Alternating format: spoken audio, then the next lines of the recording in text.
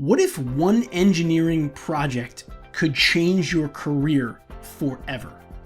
Well, in this week's Engineering Management Lessons video, I have with me Walfrido Pevida, founder and chief engineer at Pevida Highway Designers.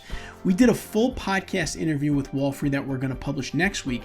But in this video, he talks about a game-changing moment for him and his company where he thought he lost the project, but he ended up winning it. And that project has continued to help his company grow to today. Walfrido, tell us about that one experience that was a growth game changer for you.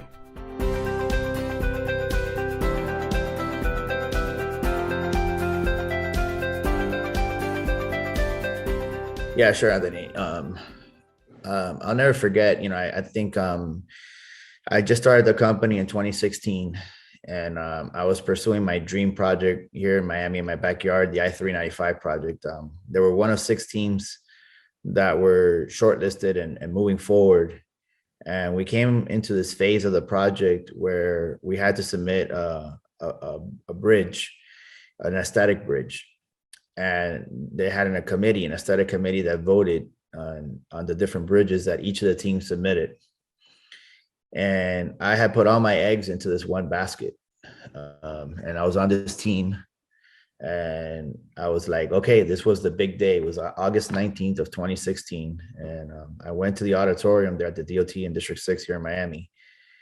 And when they revealed the outcome of this particular phase in the procurement cycle, I learned that day, after investing $300,000 of my own money, that our team was disqualified, the team that I was on. And anyways, as I was walking back to the parking lot, looking at the pavement, with my head down, one of the teams that is moved on approached me and asked me to join them. Shortly thereafter, another one called, then another one called, and another one called. That's when I realized, like, wow, people like me, people want me to be part of their team. People see that I have value, that I bring value. All of a sudden, everyone wanted me to be in the team, and it was a competition.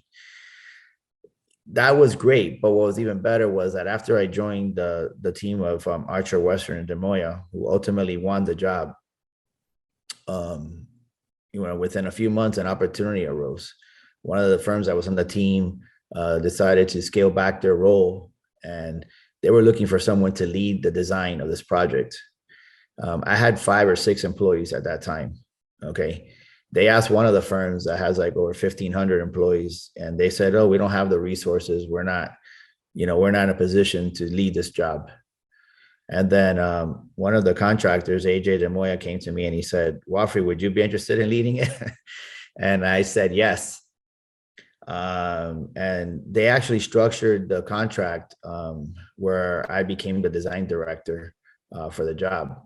And we ended up winning the project, but taking that leap, making that bold decision, not being scared and taking on the challenge, believing in myself, catapulted me into this major role that then took my entire company at Pevida Highway Designers. And really the 395 project has been the one that I would point to and say, wow, this is really, provide tremendous growth. I mean, we have a contract over $30 million as a small firm. We had like 7 people at the time. Now we're 67, almost 70.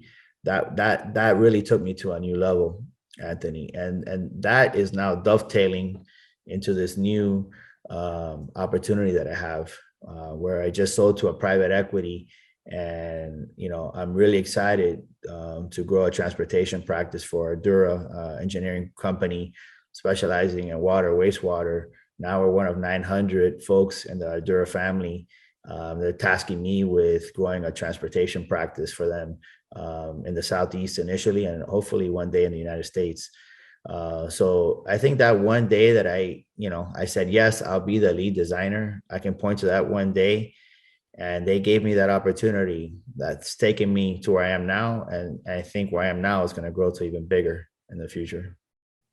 That's great. And, it just reminds me of something that I always think about is sometimes when we face problems or challenges in our careers or lives, there's opportunity, they really result in opportunities. You were in the parking lot, you're staring at the pavement, feeling down, and the next thing you know, all of a sudden these people start calling you. And that's why I always tell engineers, I always tell everyone, I always tell my kids this, when something bad happens, you really got to look at it and say, there's got to be something good here and there's got to be some opportunity here. And I've always found that leaders take the problems and they kind of turn them into opportunities. And that's a key mindset. So thanks to Walfrido for that, but make sure that you subscribe to our channel here, because next week we're going to release the full interview with Walfrido and really dive into his business, his people, how he's been growing both. And it's an exciting interview. So we will see you next week.